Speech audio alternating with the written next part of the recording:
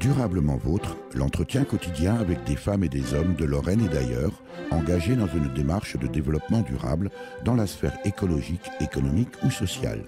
Lorsque parfois leur action se situe à l'intersection des trois sphères, elle ou il nous ouvre alors la voie d'un autre monde possible, vivant, viable et vivable.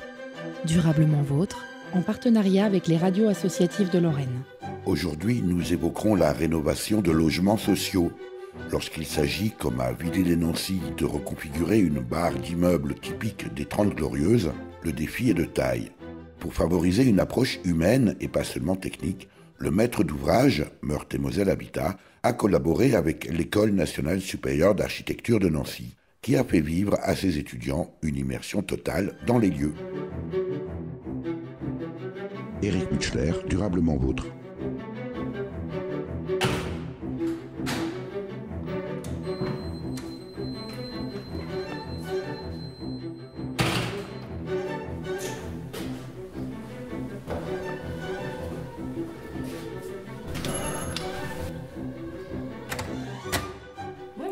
Bonjour.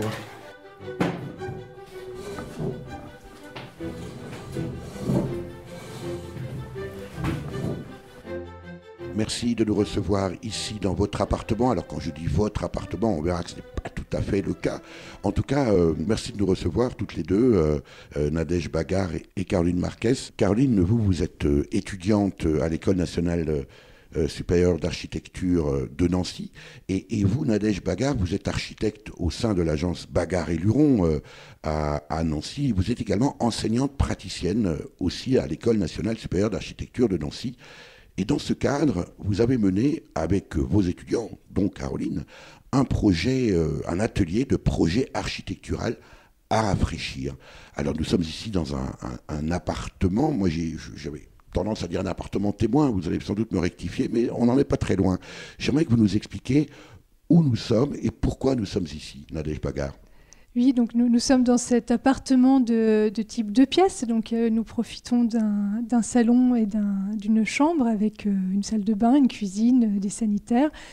Et nous avons demandé avec mon collègue Xavier Géant à Meurthe-et-Moselle Habitat, donc le bailleur départemental avec qui l'école travaille par différentes conventions de partenariat, de bien vouloir se prêter une expérience et de nous mettre à disposition un appartement dans lequel on pourrait travailler tout le semestre avec nos étudiants pour s'attaquer à une question d'actualité, même si elle n'est pas spectaculaire.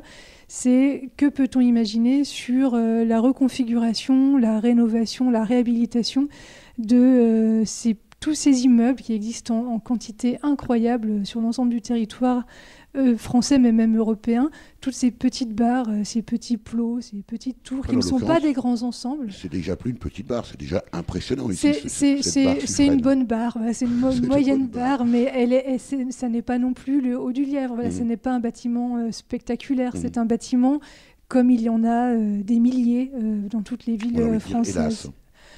Hélas, en tout cas, elles sont là. Elles sont là et nous, on se disait, on a connu dans les années 2000 ces grandes opérations qu'on appelle en rue de l'Agence nationale pour le renouvellement urbain qui a conduit à des démolitions massives, à plus ou moins bon escient. En tout cas, maintenant, on commence à en tirer le bilan. Et aujourd'hui, clairement, les enjeux environnementaux, énergétiques font qu'il faut cesser ces démolitions. Pour des raisons économiques, pour des raisons énergétiques et également sociales. Et aujourd'hui, elles sont là. Donc on voulait faire travailler des étudiants en fin de parcours. Ce sont des étudiants de 5e année, en Master 2, suffisamment solides dans leurs acquis pour s'attaquer à une question très précise. C'est qu'est-ce qu'on peut faire de ces immeubles ? Alors, Nadège Bagard, ici, cette petite barre Suffren, ça représente combien de logements, combien d'habitants sont concernés par ce projet de réhabilitation ? Et puis, cet appartement où nous sommes, quelle surface ? Est-ce que c'est un appartement type de cette barre ? Alors, l'immeuble dans lequel nous travaillons comporte une 60aine de logements, d'appartements. C'est une barre qui est composée de trois entrées, donc 3 cages d'escalier, un rez-de-chaussée plus 6 étages, et par étage 3 appartements. Donc on a une soixantaine, un peu plus que 60 appartements. L'immeuble date de quelle période ? Il date des années 60. Donc il est très caractéristique du type de construction des années 60. Alors ici, c'est un système avec des façades qui sont porteuses et un mur longitudinal interne qui est également porteur. Donc il a une structure très simple. Et en termes de typologie de logement, ce sont des logements qui sont répartis entre quelques petits logements, à peu près 30%, comme celui que nous occupons, des types 2, et les 60 autres pourcents, 70 autres pourcents sont répartis dans des plus grands logements, des types 4 ou des types 5, voire quelques types 6. Et ce sont alors des appartements dont la surface moyenne est un petit peu en dessous des standards actuels. Parce qu'à l'époque, on construisait des pièces un peu plus petites que les attentes d'aujourd'hui, mais qui sont quand même très simples à remanier parce que la structure porteuse est évidente et elle permet beaucoup de souplesse dans la partition intérieure.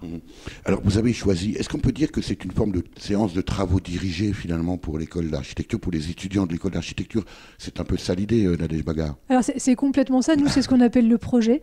Donc, les architectes, les étudiants en architecture à l'école, ils apprennent à construire une démarche de projet, c'est-à-dire qu'à partir déjà de la connaissance de leur discipline en termes de références, de techniques, de sciences humaines, ils construisent une connaissance de leur discipline qui est l'architecture et puis du monde qui les entoure, de ces enjeux contemporains. Et puis tout ça s'est mis en pratique dans le projet architectural. Donc il faut analyser, il faut se positionner, choisir, arbitrer. En même temps, ce qu'il y a d'intéressant et peut-être de novateur, alors pas forcément à l'école supérieure d'architecture de Nancy, mais en tout cas peut-être pour les élèves architectes, c'est précisément cette immersion dans cet appartement. On est frappé en entrant ici, il y a des flèches au sol, on voit que ça a été analysé dans l'espace, il y a des photos au mur, on voit que l'environnement aussi a été travaillé, et puis les étudiants ont vécu ici réellement pendant plusieurs mois, alors pas forcément à temps plein, mais en tout cas à plusieurs, je ne sais pas comment ils ont tenu dans ce petit appartement. C'est une dimension très particulière de l'approche de cet atelier de projet, Nadège Bagar. Oui, alors on tenait à cette dimension avec mon collègue Xavier Géant parce que on voulait confronter et mettre les étudiants en situation de réalité, d'ancrage dans le réel. Parce qu'on aurait pu imaginer qu'ils travaillent finalement sur leur planche à dessin, fassent travailler leur méninge et leur imagination, et puis peut-être pondent un projet ex nihilo, quoi. Oui, alors on peut travailler comme ça parce que le travail de l'architecte, c'est aussi un travail d'abstraction. Pour pouvoir dépasser les contingences du réel, il faut bien pouvoir à un moment s'en extraire.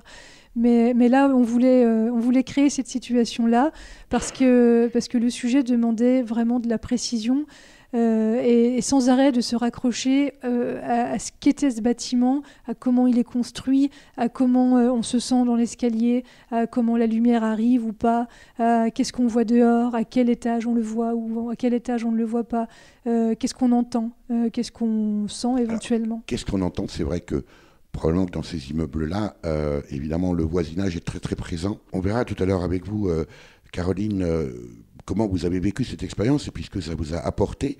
Mais pour poursuivre avec vous, Nadège Bagar, est-ce que vous-même, en tant qu'architecte, enseignante praticienne à l'École nationale supérieure d'architecture de Nancy, cette expérience vous a apporté quelque chose ?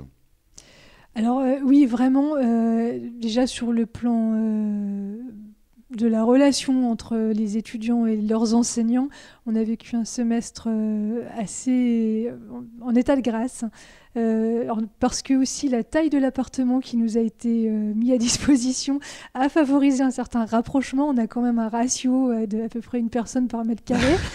Donc, combien d'étudiants précisément ? Nous avions dans notre groupe 26 étudiants et 2 enseignants. Et tout ça sur un seul niveau dans l'appartement ou... Alors, on a eu plusieurs types d'expériences, mais en vitesse de croisière, nous nous coupions en 2 groupes. Un groupe travaillant à la table avec moi et l'autre groupe avec Xavier Géant. Donc, nous étions 14 par pièce. Et ces pièces faisant 14-15 mètres carrés chacune. Un dans la chambre, un dans le salon. Aujourd'hui, la rénovation des bâtiments, Nadège Bagard, pose bien sûr aussi la question des matériaux, mais aussi de l'isolation, de l'impact environnemental. Est-ce que cette dimension-là a été prise en compte dans le projet, dans l'atelier de projet à rafraîchir? Tout à fait. Alors déjà parce que nous avons travaillé en coordination avec notre collègue enseignante architecte Manon Kern, qui a travaillé avec un autre groupe d'étudiants au sein d'un cours particulier sur la question de la réhabilitation de l'existant et qui a pris comme bâtiment support l'immeuble Suffren. Donc en parallèle ont été menés toute une batterie de tests d'étanchéité à l'air, tests de ventilation, etc. Analyse des parois, de niveau d'isolation, des consommations de manière très professionnelle. Et donc ces données nous ont été mises à disposition et le groupe a pu en profiter et incorporer ces éléments-là dans les projets et dans les propositions. Donc pour nous, c'était très important parce que on se rend compte que ces bâtiments, quand il se passe quelque chose sur ces immeubles, c'est toujours par l'entrée d'une rénovation thermique et ça s'arrête là. Et quand on commence à investir dans une rénovation thermique, on n'est plus très loin de pouvoir mettre le petit effort supplémentaire pour changer complètement la configuration du bâtiment pour également avoir une rénovation spatiale plus conforme aux attentes d'aujourd'hui. Au rez-de-chaussée, dans mon HLM, il y a une espèce de barbouze qui surveille les entrées, qui tire sur tout ce qui bouge, surtout si c'est bronzé. Passe ses nuits dans les caves avec son Beretta, traque les mômes qui chouravent, le pinard au bourgeois. Il se recrée l'Indochine dans sa petite vie de peine-cul. Sa femme sort pas de la cuisine, sinon il cogne dessus. Il est tellement givré que même dans la Légion, ils ont fini par le jeter. C'est vous dire s'il est con, putain ce qu'il est blême. Mon HLM et la môme du 8e, le HLM. Au premier, dans mon HLM, y'a le jeune cat dynamique, costard en alpaga, celui qui a payé 20 briques, son 2 pièces plus loggia. Il en a chié 20 ans pour en arriver là. Maintenant il est content, mais il parle de se casser. De toute façon il peut pas, il lui reste à payer le lave-vaisselle, la télé et l'assure pour ses chats. Parce que naturellement, ce bon contribuable centriste, il aime pas les enfants. C'est vous dire s'il est triste, putain ce qu'il est blême. Mon HLM et la môme du 8e, le HLM. Au deuxième, dans mon HLM, y a une bande d'allumés qui vivent à 6 ou 8 dans 60 mètres carrés. Y a tout le temps de la musique, des anciens de 68. Y en a un qui est chômeur, y en a un qui est instit. Y en a une, c'est ma sœur, ils vivent comme ça relax. Y a des matelas par terre, les voisins sont furax. Ils font un boucan d'enfer, ils payent jamais leur loyer. Quand les huissiers déboulent, ils écrivent à Libé. C'est vous dire s'ils sont cool, putain ce qu'il est blême. Mon HLM et la môme du 8e, le HLM. Au troisième, dans mon HLM, y a l'espèce de connasse, celle qui bosse dans la pub, l'hiver à Avoriaz, le mois de juillet au club, comme toutes les décolorées. Elle a sa Mini Cooper, elle allume tout le quartier, quand elle sort son cocker, aux manifs de gonzesse, elle est au premier rang, mais elle veut pas d'enfant, parce que ça fait vieillir, ça ramollit les fesses, et puis ça fout des rides. Elle l'a lu dans l'Express, c'est vous dire si elle lit, putain ce qu'il est blême. Mon HLM et la môme du 8e, le HLM. Au 4e, dans mon HLM, y a celui Les voisins appellent le communiste, même ça lui plaît pas bien. Il dit qu'il est trotskiste, j'ai jamais bien pigé la différence profonde qu'il pourrait m'expliquer, mais ça prendrait des plombes. Depuis sa pétition, il y a 3 ans pour le Chili, tout l'immeuble le soupçonne à chaque nouveau graffiti. N'empêche que mort au con, dans la cage d'escalier, c'est moi qui l'ai marqué, c'est pour dire si j'ai raison. Putain, ce qu'il est blême, mon HLM, la montre du 8e, le HLM. Il y a aussi dans mon HLM un Durablement vôtre, Éric Mutschler. Nous sommes toujours dans l'immeuble Suffren, ici rue des Poilus d'Orient, c'est à Villiers-lès-Nancy, à côté de Nancy, en Meurthe-et-Moselle. Et nous visitons cet appartement qu'on va qualifier de témoin, pas forcément le bon terme, en tout cas, qui a servi à l'atelier de projet architectural à rafraîchir, mené par des étudiants de l'École nationale supérieure d'architecture de Nancy, en partenariat avec Meurthe-et-Moselle Habitat, le bailleur social propriétaire de cet immeuble.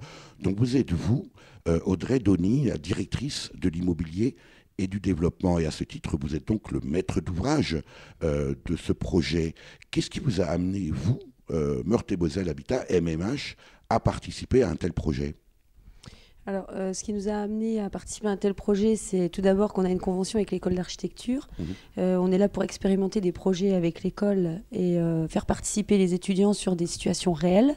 Donc là, l'objet de l'atelier mené par Nadège Bagard et Xavier Géant était donc la réhabilitation, la reconversion ou la réappropriation d'un immeuble existant. En l'occurrence, un immeuble là des années 60 à Villers. Donc nous, l'intérêt, c'était surtout voir comment cet immeuble pourrait être retransformé à terme et comment il pourrait être réhabilité par nos soins et avoir multiples propositions faites par les étudiants et surtout contribuer à leur apprentissage de ce que sera leur futur métier. MMH, Meurthe-et-Moselle Habitat, Audrey Donny, bailleur social départemental, ça représente combien de logements ? Quel est l'état de votre parc immobilier aujourd'hui ? Donc on a environ 14 000 logements, une production annuelle de logements neufs qui varie entre 150 et 200 logements actuellement. Et puis on mène des grandes campagnes de réhabilitation sur le patrimoine existant, surtout pour remettre à niveau notre patrimoine, le rendre plus attractif et surtout contribuer à la baisse des charges des locataires et contribuer à l'amélioration de leur chauffage au quotidien. Cette expérience menée ici sur l'immeuble Suffren, c'est une démarche novatrice pour vous ou est-ce que c'est une pratique habituelle de MMH ? Non, avec l'école d'architecture, c'est pas une idée. C'est nouveau pour nous, c'est pas habituel, mais c'est l'objet du partenariat. Donc, on va dire que c'est très intéressant pour nous de pratiquer ce type d'exercice parce que ça, on va dire, ça rafraîchit, comme le thème de l'atelier, ça rafraîchit un peu nos idées et on remet un peu à plat les idées reçues qu'on pourrait avoir sur la réhabilitation avec un regard neuf avec les étudiants. Tiens, justement, quelles sont ces idées reçues précisément ? Qu'on peut pas faire grand-chose quelquefois. Enfin, nous, en tant que bailleurs, c'est pas qu'on a des idées complètement reçues, mais la population en général peut se dire aussi le logement social, c'est assez stigmatisé et assez casé dans une catégorie qui est pas toujours très valorisante. Donc, on produit quand même des logements neufs qui sont de qualité, mais c'est vrai que sur les immeubles anciens, c'est très difficile de redonner un nouveau look.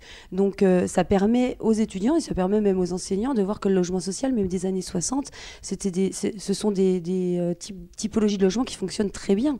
Et donc, ça remet un peu en cause et puis ça permet aussi, les idées reçues, et ça permet aussi aux étudiants de voir les gens, les locataires qui vivent dans cet immeuble et voir comment ils vivent les choses et que ce ne sont pas des gens forcément à catégoriser ou à mettre dans des cases. D'autant que cette catégorie, pour le coup, de population, Audrey Donny, on pourrait se dire qu'ils devraient être les premiers bénéficiaires d'une réhabilitation, notamment en termes d'isolation, par exemple. C'est vrai que l'essentiel pour nous, souvent, nous on a à cœur d'avoir le locataire au centre de nos préoccupations, et c'est vrai que réhabiliter et améliorer le confort du locataire et isoler mieux le bâtiment, c'est vraiment pour le locataire la chose la plus vitale. Vraiment, le locataire lui souhaite ne pas avoir froid, avoir des bonnes fenêtres, avoir une bonne porte palière, ne pas subir les désagréments de l'étage du dessous ou du dessus, et surtout puis avoir des charges qui soient très, très moindres par rapport à leur capacité financière. En même temps, Audrey Donny, quand on voit ici cette barre Suffren à Villiers-lès-Nancy, on se dit mais allons, on va tout raser, puis on refait du neuf avec véritablement les nouvelles normes et les nouvelles technologies de pointe aujourd'hui. C'est vrai qu'on peut se poser la question, on aurait tendance des fois à vouloir tout raser, mais je pense qu'on l'a prouvé, on arrive à réhabiliter, rafraîchir le bâtiment et à le renouveler, ça c'est possible. Et on ne peut pas toujours faire table rase du passé, puis c'est aussi une marque de l'architecture de l'époque qu'on a là. C'est vrai que c'est pas toujours joyeux, il n'y a pas de balcon, il n'y a pas de grandes fenêtres, il y a plein de choses à revoir, ça correspond pas. Le patrimoine architectural n'est pas toujours forcément à sauvegarder. Et c'est pas ça correspond pas aux standards actuels que peuvent attendre les futurs locataires ou les nouveaux locataires. Après, si on interviewe les gens qui habitent dans nos immeubles, ils sont très contents. Et le fonctionnement est souvent mieux à cette époque que pour le fonctionnement actuel. Malgré un bilan financier, malgré le bilan financier, il est aujourd'hui préférable de réhabiliter des immeubles comme ceux-là et un immeuble comme celui-là plutôt que de raser, de faire du neuf? Alors là, c'est une question très compliquée parce qu'une démolition coûte cher, une réhabilitation coûte cher, mais on peut pas, je ne vais pas vraiment répondre à votre question, mais on peut pas démolir tout notre patrimoine. On a 14 000 logements à gérer. On a beaucoup d'immeubles de ces années-là, 60-70. C'est pas possible de faire table rase de tout ça et de reconstruire. Déjà, on n'a pas l'assise financière pour le faire.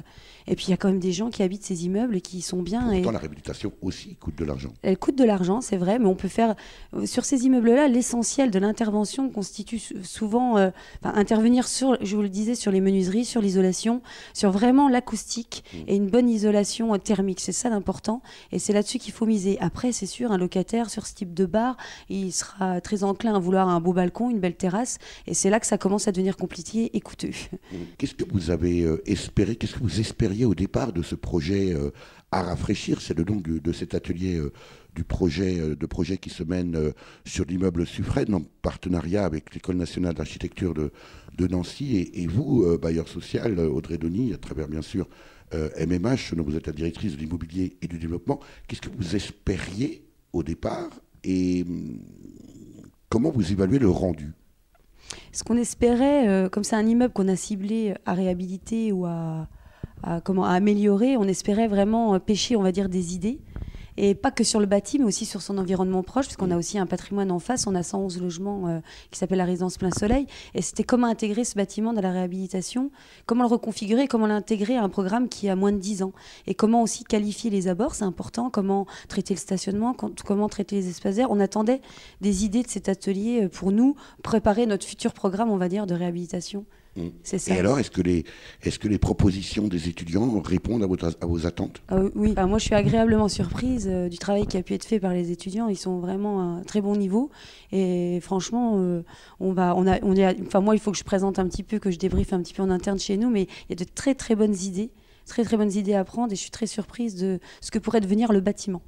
Et tant dans la constitution de la typologie que dans sa façade extérieure. Pourtant, vous ne devriez pas être surprise précisément par la qualité des propositions des étudiantes et des étudiants, non?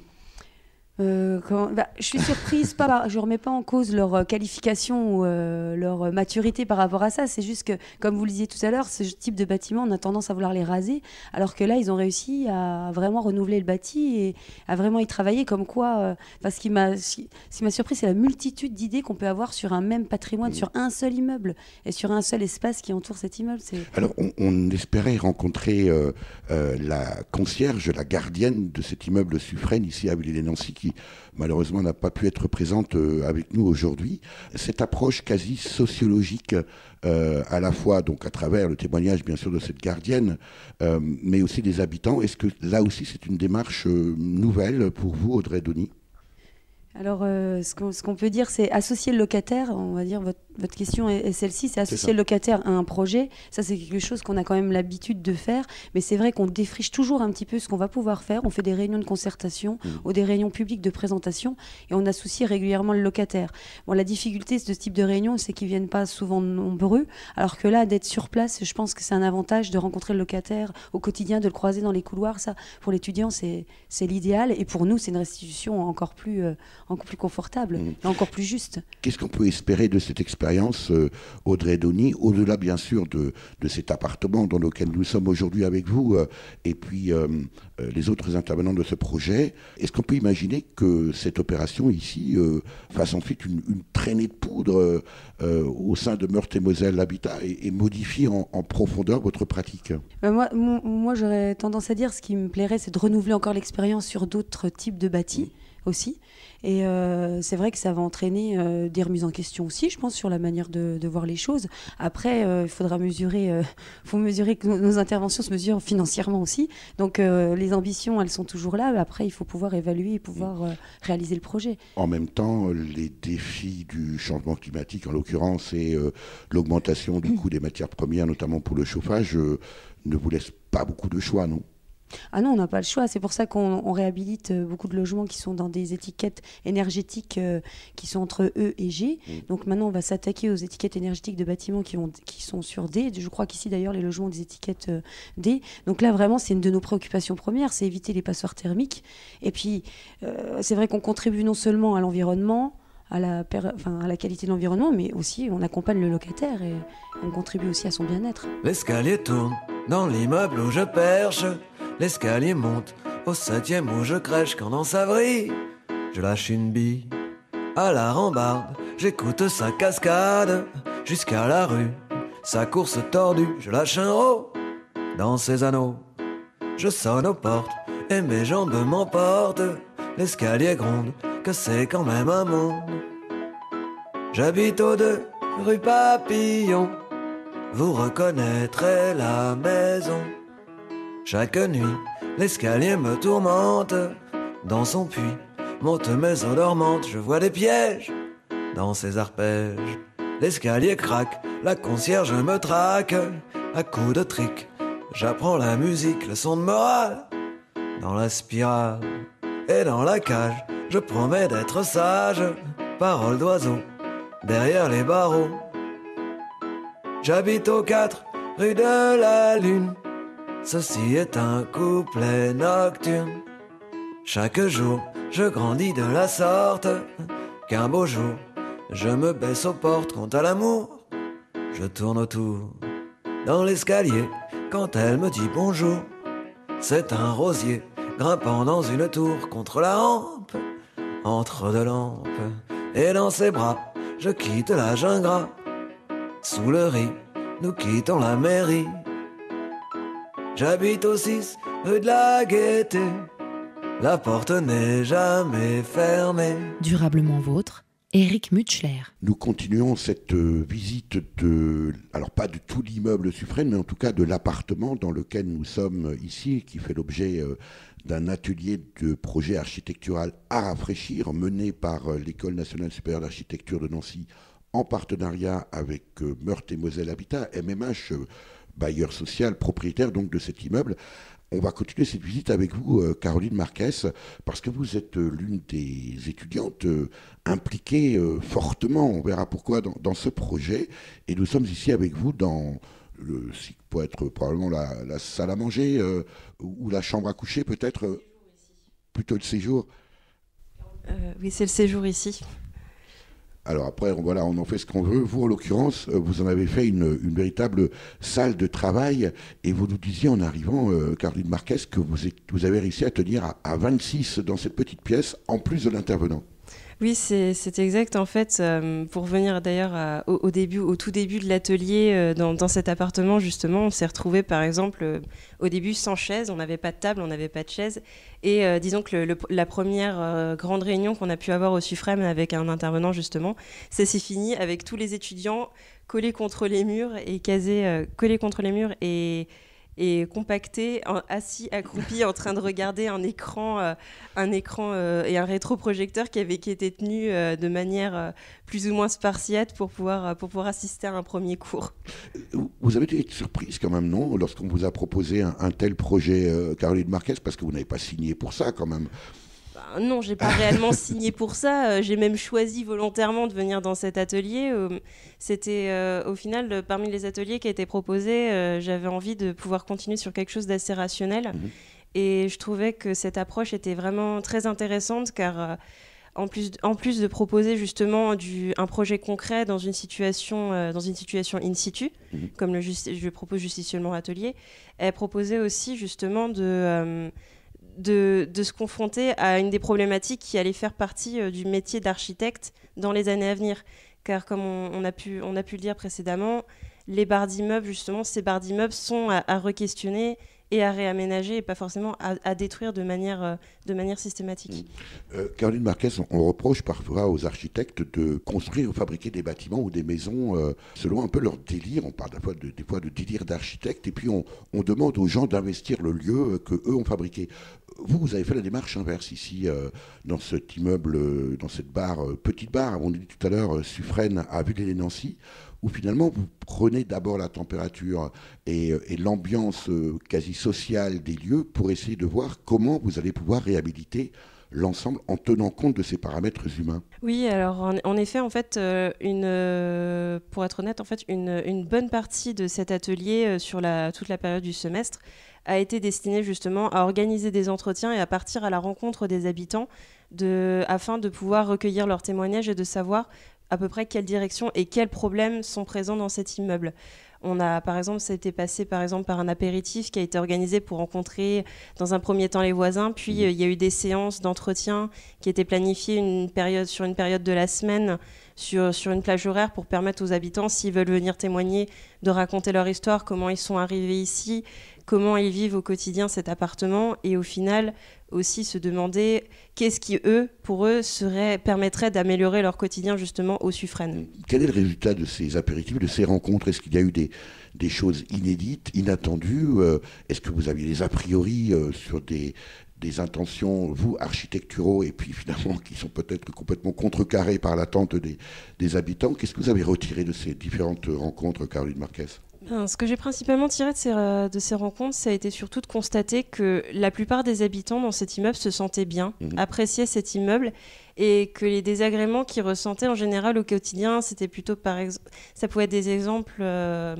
vous voyez, par exemple, l'eau s'écoule dans les conduits, c'est très désagréable en matière d'acoustique, ou ça aurait peut-être été bien de pouvoir avoir un balcon, ou les séjours sont trop petits. En général, ce sont surtout des petits détails qui font qu'ils auraient bien aimé voir quelque chose s'améliorer en grandissant pour améliorer leur quotidien, mais pas forcément de tout dire. On veut plus cet appartement est insalubre. En même temps, on vous attend au tournant là maintenant, non ?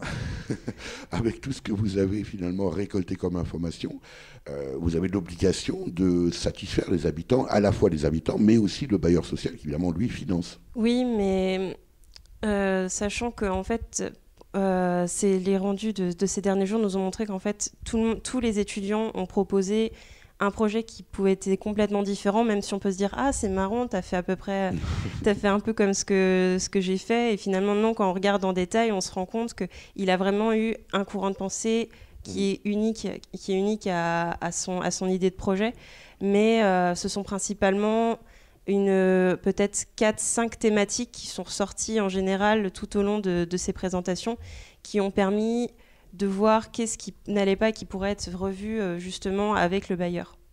Alors, puisque nous sommes ici dans cet appartement qui vous a servi de lieu de travail pendant plusieurs mois, Caroline Marquez, sous la conduite de l'une de vos enseignantes, Nadège Bagard, on va peut-être profiter pour visiter tout simplement cet appartement qui, pour l'instant, alors c'est assez défraîchi, mais il y a des photos au mur. J'imagine que tout ça, ce sont des clichés qui ont été pris pendant l'investigation et la prise de possession de ce logement. Qu'est-ce qu'on voit là sur les murs Caroline Marquez? Alors, dans cette pièce, en fait, l'appartement a été aménagé en milieu de semestre pour pouvoir présenter une exposition aux habitants qui avaient contribué justement à cette fameuse exposition, puisqu'ils sont venus témoigner et raconter leur histoire. Donc les habitants sont venus ici dans cet appartement? Des habitants sont venus, oui, visiter l'appartement. Et en fait, ici, c'était la pièce où nous présentions en fait, le commencement, c'est-à-dire l'analyse du site, mais aussi comprendre son histoire. Donc il y a eu des étudiants qui ont travaillé justement sur l'histoire du bâtiment, comprendre dans quel contexte il a été réalisé et comment son contexte alentour a été réalisé lui aussi.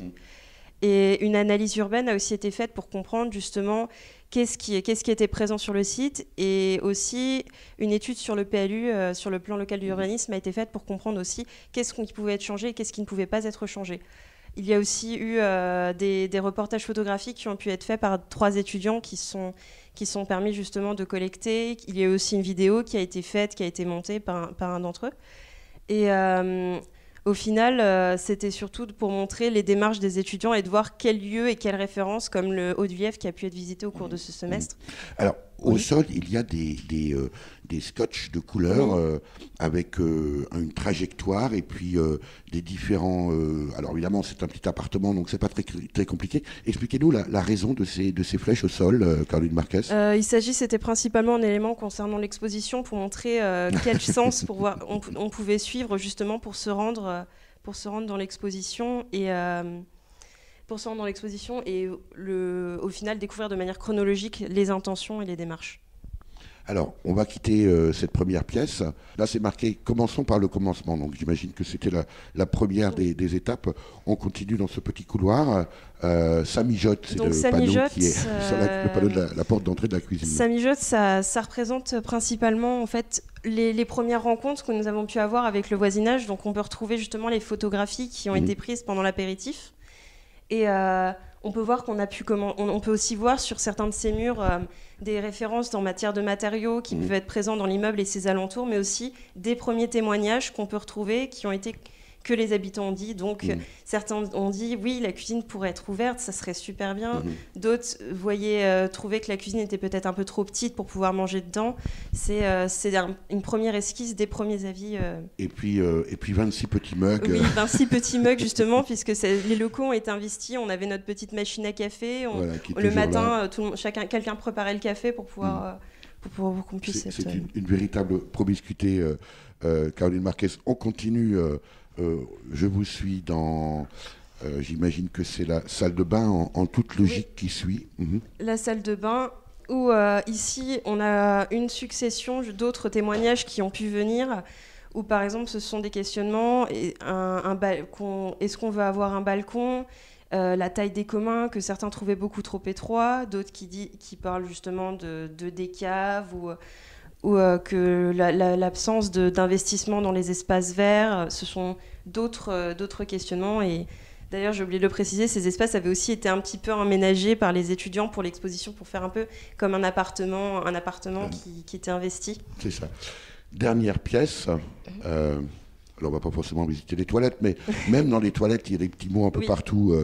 Alors là, cette pièce-là, en revanche, est très occupée de panneaux, d'affichettes, de plans. Alors, cette pièce, c'est, je pense, une des pièces les plus importantes, vu qu'elle permet en fait de faire une restitution de tous les témoignages qui ont pu être faits, et met d'ailleurs en ouverture avec les premières esquisses des étudiants qui se trouvent accrochées sur le mur, où chacun présentait une thématique qu'il aimerait bien traiter sur ce semestre avec son projet. Caroline Marquez, prochainement architecte ? Bientôt. Le petit voisin s'appelle Jocelyn, avec un P, avec un F comme dans Martine. Le petit voisin, il a un grain de sel ou bien de sable ou bien de caféine. Le petit voisin habite au-dessus de chez nous qui évidemment somme en dessous. Il prend des cours de jujitsu, mais n'est pas mauvais pour dessous. Et dans tout l'immeuble, crado mais sympathique, on se chicane, on se cherche, on s'engueule gentiment. Mais le petit voisin, il est total stoïque. Et d'ailleurs, il s'en fout car il est étudiant.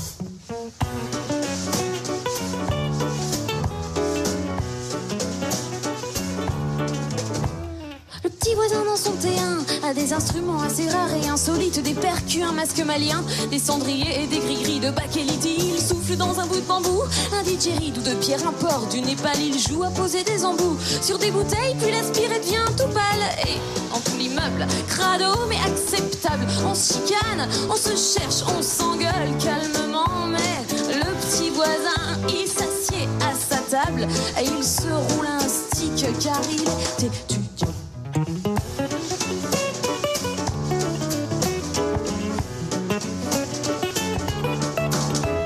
De temps en temps, le petit voisin, pour justifier sa bourse accordée par à la fac, fait un saut hors de son T1 et intègre un amphi bondé comme un gros sac. Puis leur passé, il rentre au port, non sans avoir fait un détour par chez Bubu. Une petite partie de Fighting Simulator, mais pas plus de 4 heures, il faut pas t'abuser.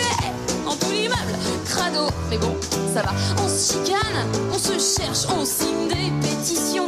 Mais le petit voisin, en lisant des mangas, rêve à des jours meilleurs, car il est étudiant.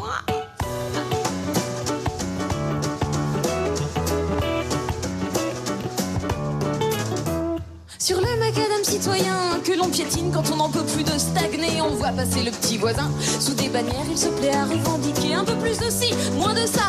Un city mode jamais devant la préfecture, les causes perdues des grands débats, on finit par tout faire flamber dans l'aventure. Hey, dans tout l'immeuble, crado et pas fini, on se chicane, on se cherche à s'en rendre malade. Mais le petit voisin dans le panier à salade commence à regretter ses 5 ans et demi.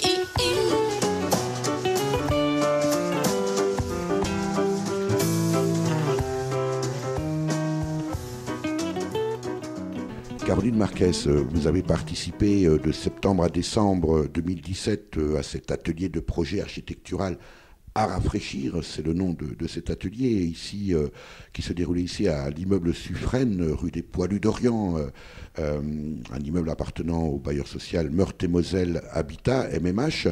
Et pour ce projet, vous nous avez expliqué, on a d'ailleurs visité avec vous l'appartement qui vous a servi de base de travail. Qu'est-ce qui vous a amené d'une part à vous investir sur ce projet-là, et puis d'une façon plus générale, qu'est-ce qui vous a amené à l'architecture ? Alors, concernant l'investissement dans ce projet, justement, le premier abord, c'était vraiment de travailler avec quelque chose de concret et d'essayer de voir une des problématiques qui allait sûrement faire partie d'une des nombreuses à laquelle j'allais être confrontée tout au long de mon métier, de mon futur métier.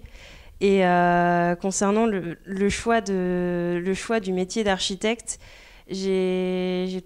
en réalité, j'ai toujours voulu avoir la possibilité de travailler, d'être en rapport avec des gens et de pouvoir leur proposer de vivre dans un lieu qu'ils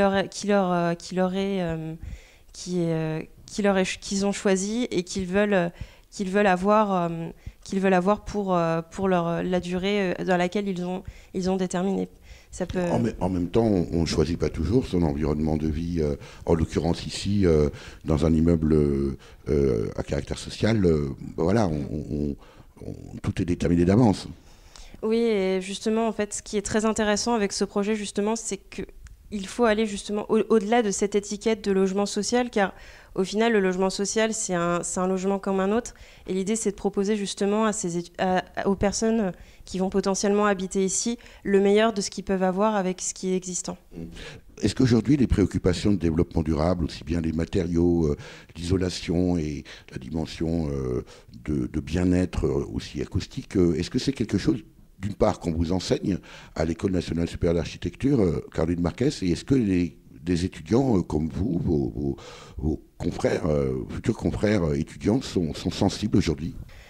Disons que je trouve que personnellement, c'est une problématique ce sont des thématiques qui ressortent de plus en plus dans ces études, et même que je trouve qu'on entend de plus en plus en tant qu'étudiant, on nous sensibilise de plus en plus justement à ces aspects-là.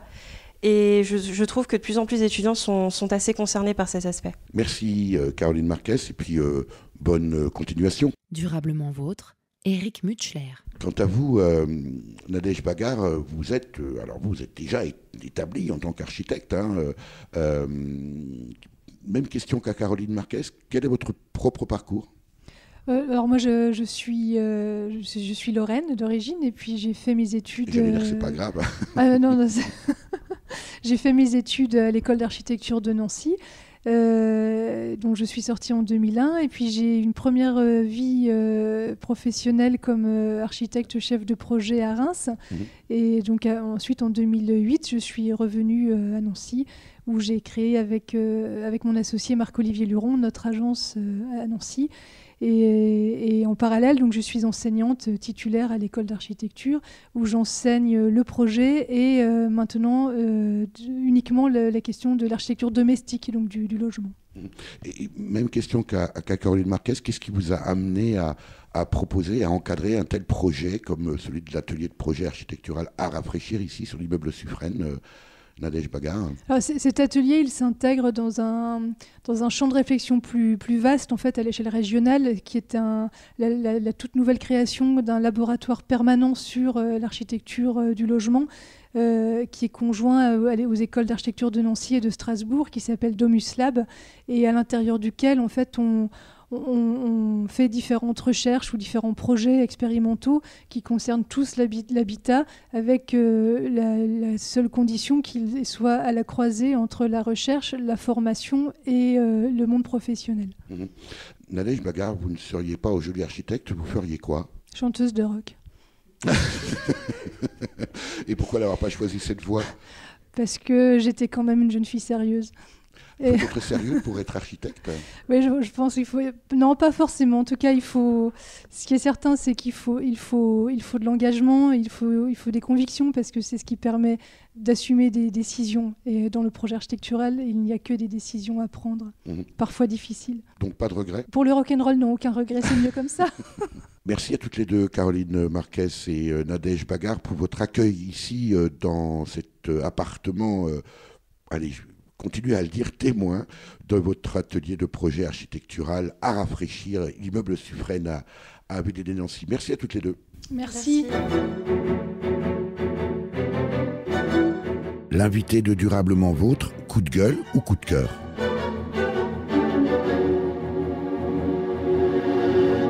Nadège Bagar, quand on est comme vous, architecte, enseignante praticienne, en l'occurrence à l'école d'architecture de Nancy, l'école nationale supérieure d'architecture de Nancy, on est plutôt coup de cœur ou plutôt coup de gueule? Plutôt coup de cœur. Plutôt coup de cœur, parce qu'on passe plutôt notre temps à s'intéresser à des choses qui nous portent. Et là, j'aurais aimé parler d'une association qui s'appelle la Maison de l'Architecture de Lorraine, qui est une association loi 1901 et dont la mission est de diffuser la culture architecturale auprès du plus large public. Donc aujourd'hui, l'association est présidée par une consoeur, Caroline Leloup, qui, avec beaucoup d'énergie et de manière totalement bénévole, est aidée d'une vice-présidente très active, Cécile Demange, qui est également architecte.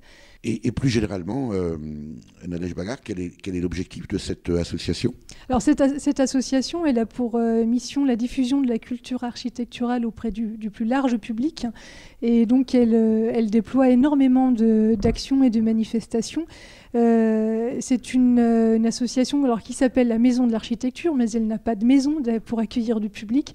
Et donc elle tisse des partenariats à l'échelle de toute la Lorraine avec différentes institutions comme le Centre culturel André Malraux à Vendeuvre, comme la Maison de la Culture et des Loisirs à Metz, l'Université populaire de Sarreguemines, la ville de Metz qui met à disposition l'église des Trinitaires, la Porte des Allemands pour différentes expositions, la ville de Nancy avec la petite galerie Neuf, etc. Et donc la Maison de l'Architecture produit plusieurs expositions annuelles. Elle valorise le travail de jeunes étudiants de l'école d'architecture qui ont une pratique personnelle autour de l'architecture.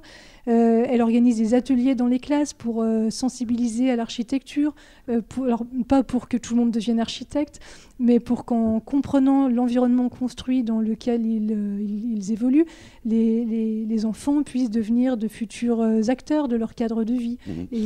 Nadège Bagar, je vais peut-être être un peu provocateur, mais on a parfois tendance à imaginer, on le voit dans certains espaces, je pense par exemple à des lieux historiques magiques, des vieilles cités médiévales qui n'étaient pas forcément dessinés par les architectes et qui pourtant sont des lieux fabuleux, y compris d'ailleurs des relations humaines qui s'y tissent.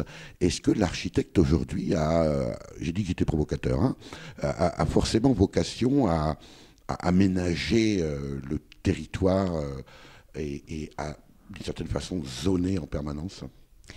Le terme de zonage, effectivement, il existe, il traîne dans les... Mais le sujet est plus compliqué que ça, c'est que L'architecte, aujourd'hui, c'est un maillon d'une chaîne continue d'acteurs et devenue de plus en plus complexe.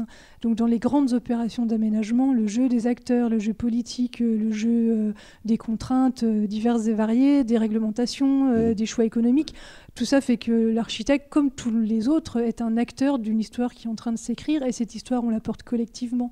Donc, il n'y a pas de responsabilité spécifique ou unique dans ce qui se passe. C'est la construction de notre environnement, on la porte ensemble.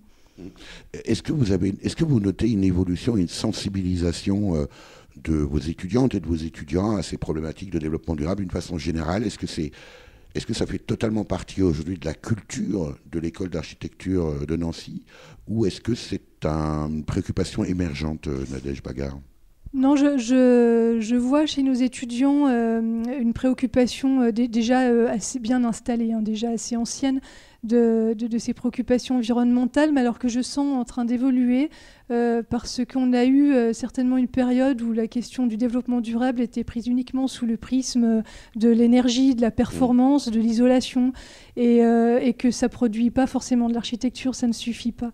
Et donc cette époque-là me semble en train de s'effacer, parce qu'on voit maintenant chez nos étudiants évidemment cette conscience, parce que isoler, c'est précis, mais c'est facile, on sait le faire, voilà, c'est plus très compliqué maintenant, mais on sent vraiment monter en puissance un véritable engagement politique et social, et je pense que c'est notamment ce qui a intéressé les étudiants qui se sont engagés dans cet atelier. Et ça tient à quoi, cette évolution? C'est purement générationnel? Peut-être, je ne sais pas. En tout cas, c'est l'époque qui nous impose de nous positionner comme acteurs. Comment vivrons-nous demain, Nadège Bagard? J'aurais du mal à vous répondre. J'espère que nous vivrons aussi bien ou mieux que maintenant. Et en tout cas, on vivra différemment, c'est sûr. Et j'espère qu'on vivra plutôt avec les autres que contre les autres. Je rappelle que sont intervenus Audrey Donny, directrice de l'immobilier et du développement de MMH, acronyme de Meurthe-et-Moselle Habitat, Nadège Bagard, architecte au sein de l'agence Bagard et Luron à Nancy, par ailleurs enseignante praticienne à l'École nationale supérieure d'architecture de Nancy, et Caroline Marquez, étudiante en dernière année à cette même école. Pour en savoir plus sur le projet d'atelier à rafraîchir, rendez-vous sur blog@nancy.archi.fr/domuslab. Vous avez pu écouter dans l'ordre Dans mon HLM par Renaud, paru sur l'album Marche à l'ombre, sorti en 1980, L'escalier par Thomas Fersen, paru sur l'album Les ronds de carottes, sorti en 1995, et enfin Le petit voisin par Jeanne Chéral, paru sur l'album 12 fois par an, sorti en 2004. À la technique et au montage, Véronique Olivier. Vous pouvez réécouter cette émission dès la semaine qui suit sa première diffusion sur le site www.durablementvôtre.fr.